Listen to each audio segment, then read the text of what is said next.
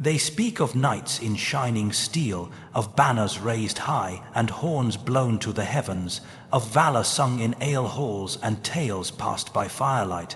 But those who fought in truth, those whose bones lie buried not beneath carved stones, but in the cold forgotten ground, they knew better. For not all battles were fought upon the open field, where sword meets shield in noble clash. No, some wars began and ended in silence, where no horn was blown, and no song was ever sung, where death waited not with a blade, but with stillness. Where every step might be a man's last, in the old lands where forests grew thick and shadows deeper still, the art of war was not always a charge, it was a whisper, a thread pulled, a trap set by hands that knew the worth of stillness over sound. These were the crafts of war unsung, the snares, the pits, the false floor, and the cursed stair, built by minds sharper than any blade. The first of these were the earth, traps laid in silence beneath moonless sky. The pit, a wound in the earth, dug by shovel and calloused hand, no art save concealment, and yet more deadly than 100 arrows. The makers, laborers, men without names, digging in dark hours. Once deep enough, the base would be sown with stakes, wood if they had naught else, metal if coin allowed, sharpened, cruel, slanted upwards to gut and gore. Yet even the spikes were not the true peril.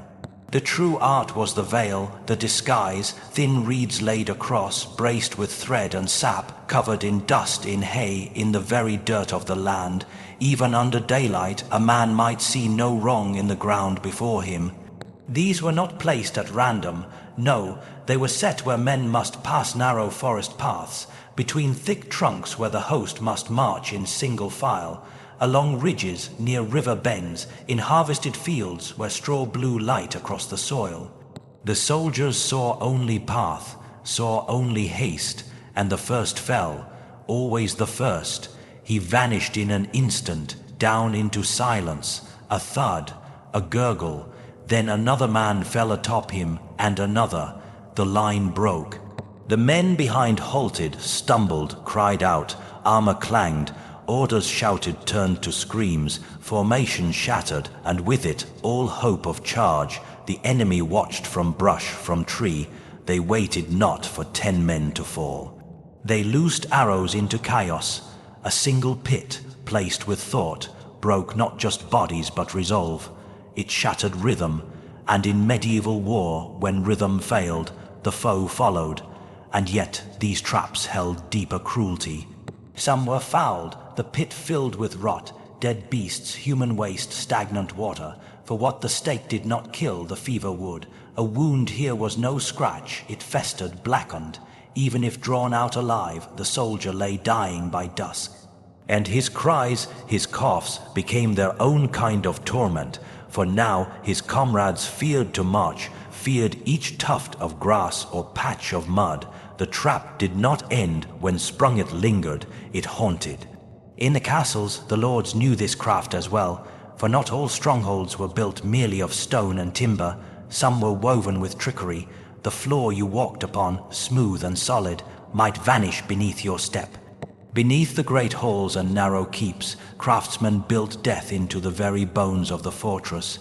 The collapsing corridor, wood planks held by iron pegs, linked to weights behind false walls. One step, and the floor gave way. Below stakes, or prison, or pit without end, some halls led nowhere, save to traps meant to trap. A door opened not to a chamber, but to death. The unlucky fell, the clever paused, but too often too late. Stairs that reversed, that tipped backward, that twisted underfoot. During siege, these were gold. For when the foe breached the lower gate and rushed upward, the very stairs betrayed them. Some turned back mid, run, others leapt for purchase, and found none. Defenders, hidden behind stone, pulled levers that loosed these traps. Gears turned, pegs slipped, wood broke, and men died without ever meeting sword or spear. The castles were not just walls, they were machines. Their gears were wood and rope, their breath was silence, and their builders, the engineers, knew not fear but calculation, and then there were the murder holes, carved above entryways between inner gate and outer wall. When the enemy forced the first barrier and thought themselves near victory, they entered the death chamber, narrow stone corridor, high walls, and above, dark slits in the ceiling. Through them came not arrows alone, but pain more cruel. Boiling oil, or worse, boiling sand, finer than dust, heated to searing, and poured until it slipped through helmet and collar. It found skin, it did not bleed, it burned. A man could scream and still not free himself. And lime, white powder that touched sweat or eyes and seared like flame. Rocks fell, bricks, jars of pitch that broke and clung. The fire could not be shaken, no blade deflected it, and those who turned to flee found the way behind sealed. They burned, they died, and still never saw their enemy. The foe above needed not aim, they needed only to drop.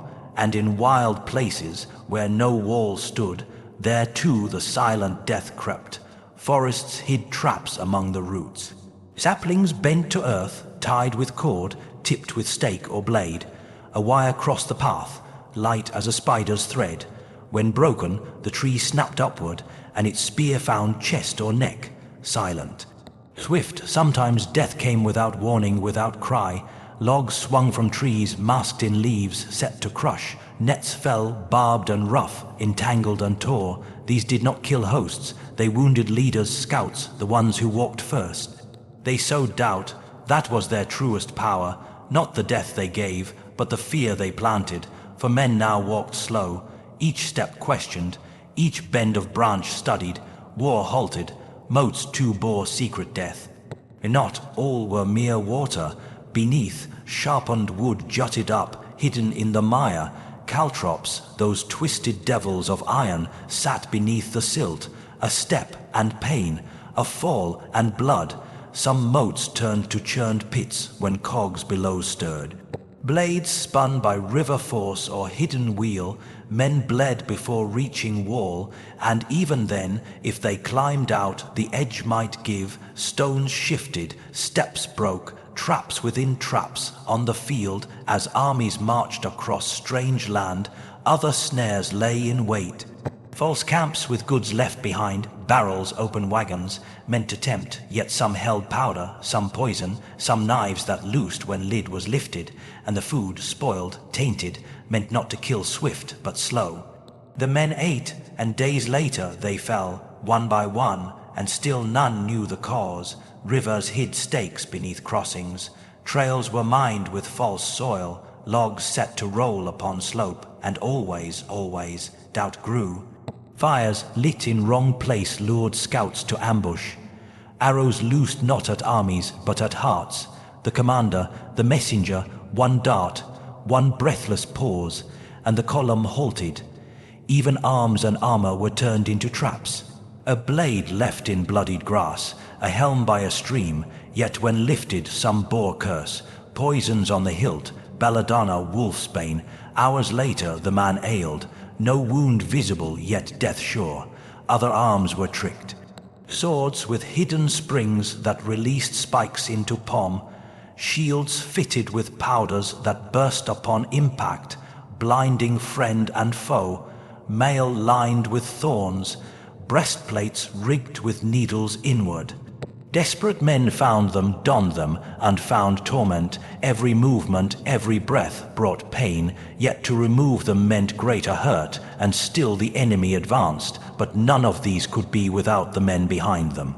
The mines, the makers, not knights nor lords, but engineers, artisans of death, men who studied not how to kill, but where, when, why, carpenters, smiths, masons, even scribes. They knew the rhythm of boots, the fear of the march. They knew men would step where the land seemed safest, and so they set the death there. In castle they worked with builders to place gears within stairs, to embed hollows in walls. They worked in silence. Some studied light, set mirrors so torches gave false direction. Others shaped echo, so footsteps lied. A man in hall heard his doom, but saw no soul. Some engineers worked with illusionists, painters who made walls seem deeper, narrower, twisted. Some built rooms with moving panels, chairs with hidden blade. The castle became not home, but weapon. The trapmaker's hand never drew blood, but he placed every stone that killed, and he was paid for it.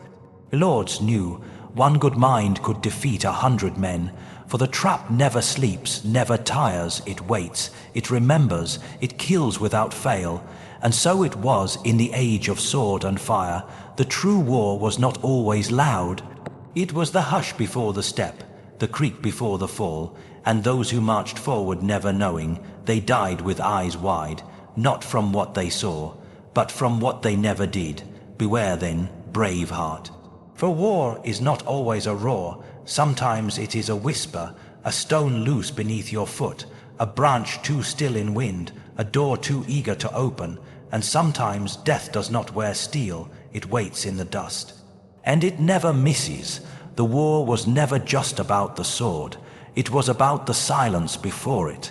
If thou hath wandered this tale to its bitter end, then ye have glimpsed the truth hidden beneath the tales of bards and scribes. For war, though sung with trumpets, lives more often in silence, in traps set by minds sharper than blades.